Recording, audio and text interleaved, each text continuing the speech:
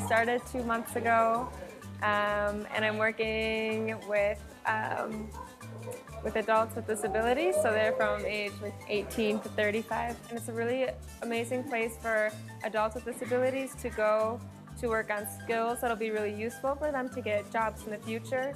So they have opportunities to learn all different kinds of things here.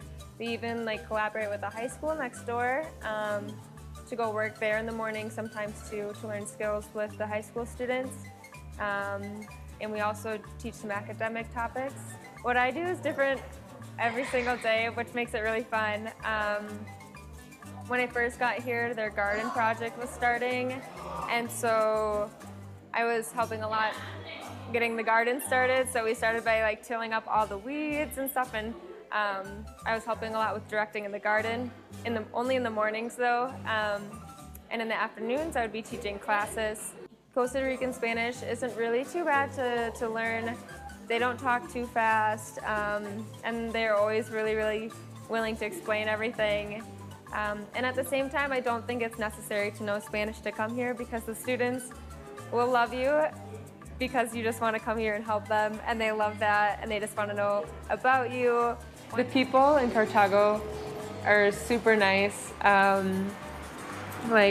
For instance, on my way home from work, sometimes I'll stop at the vendors and get some fruits for the next day.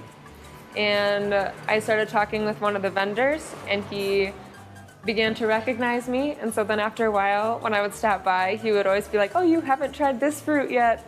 And so then he would give me a different fruit for free, and add it in my bag, which was really sweet. On Thursdays and Fridays, the big market in the center is always open, so I really like going there to buy mangoes or papayas or whatever kind of fruit I'm in the mood for. And then after that, sometimes I go and walk to the ruins, which is a big park where there used to be a cathedral, but because of the earthquakes that happened a long time ago, it kept falling down and they just never rebuilt it. But it's really beautiful now, and you can go in there and there's a nice garden. And if you go past that, there's also the Basilica, which I don't go there too often, but it's a really beautiful place to check out in Cartago.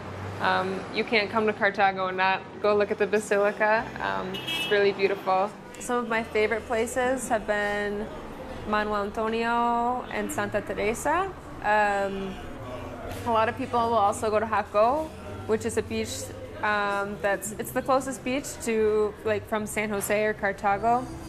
One time a volunteer and I went to Tapanti, which is an hour bus ride / taxi ride away, and it's a national park. It was really beautiful. It was raining the whole time, but it was really nice. We were walking in the jungle in the rain, and there was this bright blue river, and it was actually probably one of my favorite days in Costa Rica. I think in order to have a good experience, it's really important to be open-minded.